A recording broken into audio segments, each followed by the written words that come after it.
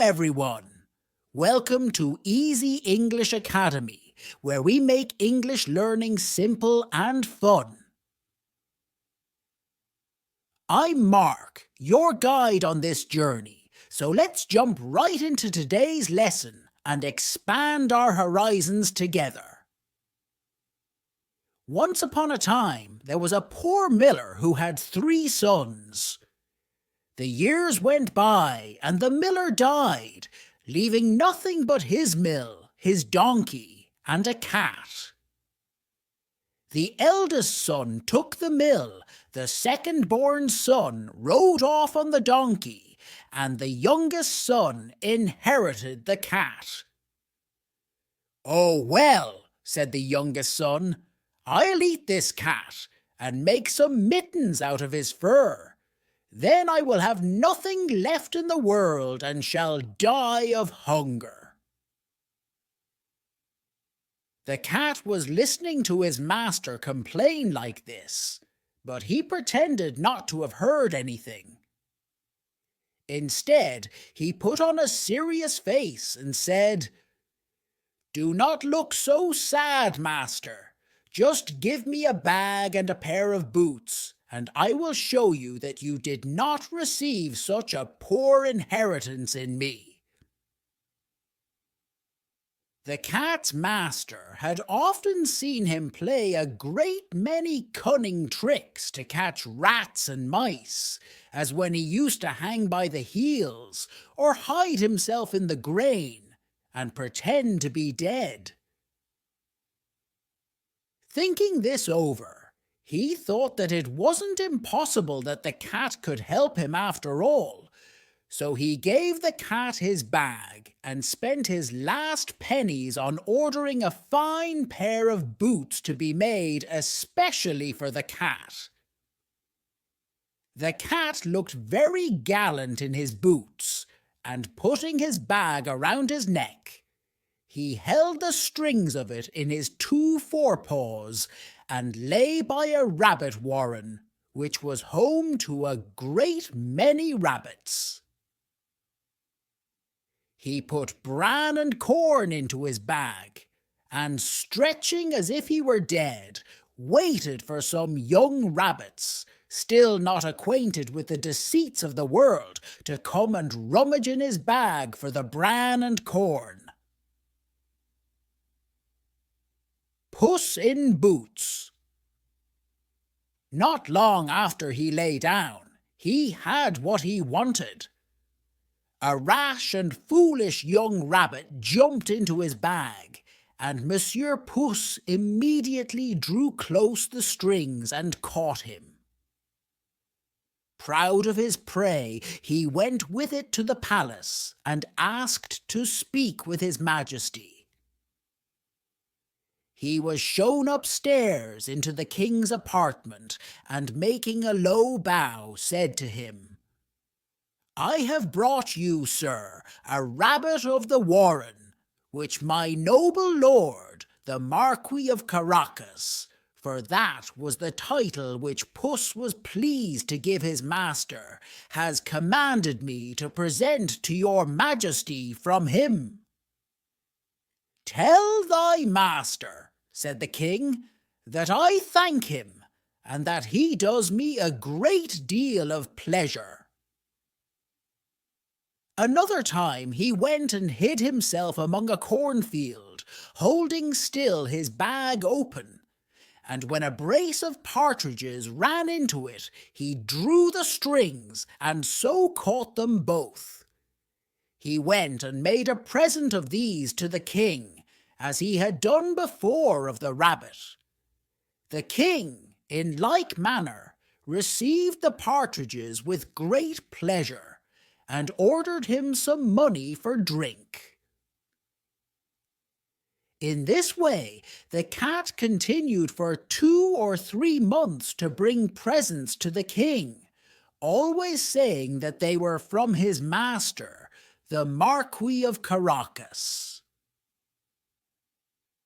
One day in particular, he heard at the palace that the king was planning to drive in his carriage along the river bank, taking with him his daughter, the most beautiful princess in the world. Puss in Boots said to his master, "If you will follow my advice, your fortune is made. You have nothing else to do but go and wash yourself in the river, in the place that I shall show you, and leave the rest to me." The miller's son did what the cat advised him to, without knowing why or wherefore. While he was washing, the king passed by, and the cat began to cry out, "Help! Help!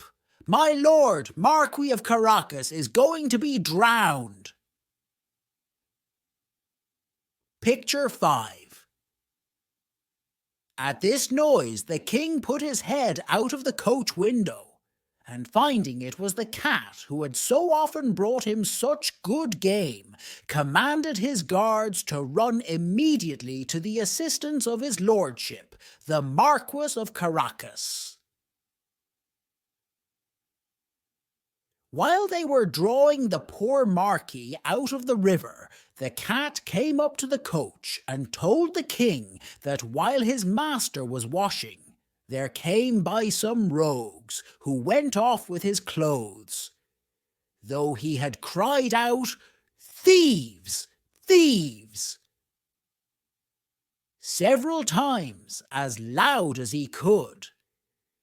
This cunning cat had hidden the clothes under a great stone. The king immediately commanded the officers of his wardrobe to run and fetch one of his best suits for the Lord Marquis of Caracas. The king was very pleased to meet the Marquis of Caracas, and the fine clothes he had given him suited him extremely well.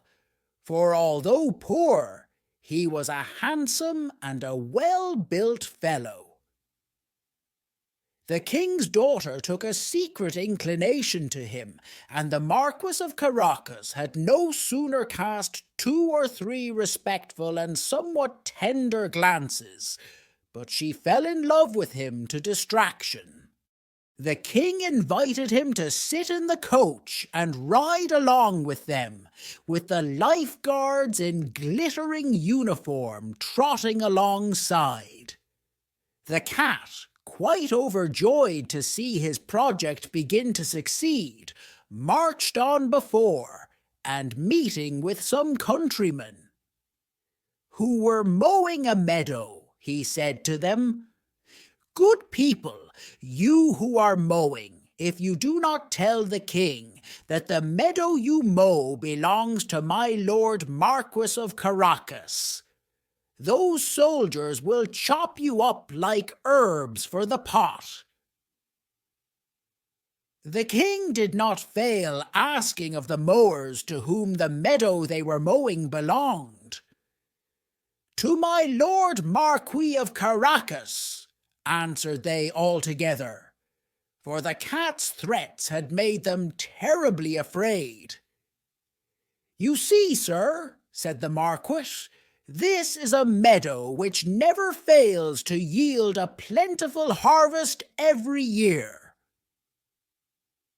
The master cat, who went still on before, met with some reapers and said to them, "Good people, you who are reaping, if you do not tell the king that all this corn belongs to the Marquis of Caracas, you shall be chopped up like herbs for the pot." The king, who passed by a moment after, wished to know to whom all that corn which he then saw did belong. "To my lord Marquis of Caracas," replied the reapers, and the king was very well pleased with it, as well as the Marquis, whom he congratulated. Then the king said, "Let us now go to your castle." Puss in Boots. The miller's son, not knowing what to reply, looked at Puss, who said, "If your majesty will but wait an hour, I will go on before and order the castle to be made ready for you."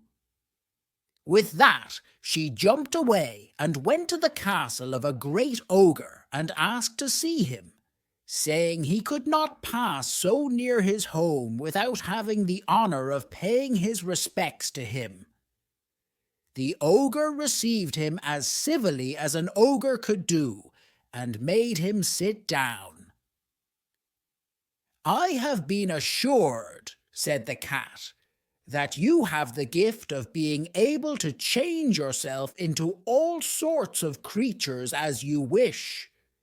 You can, for example, transform yourself into a lion or elephant and the like."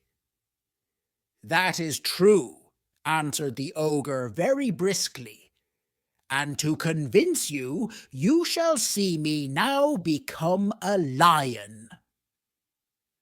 Puss was so terrified at the sight of a lion so near him that he immediately climbed up the curtains, not without difficulty, because his boots were no use to him for climbing. A little while after, when Puss saw that the ogre had resumed his natural form, he came down and admitted he had been very much frightened. "However," said the cat, "I fear that you will not be able to save yourself even in the form of a lion, for the king is coming with his army and means to destroy you." The ogre looked out of the window and saw the king waiting outside with his soldiers, and said, "What shall I do? How shall I save myself?" Puss replied, "If you can also change yourself into something very small, then you can hide." In an instant, the ogre turned himself into a mouse and began to run about the floor. Puss no sooner saw this, but he fell upon him and ate him up.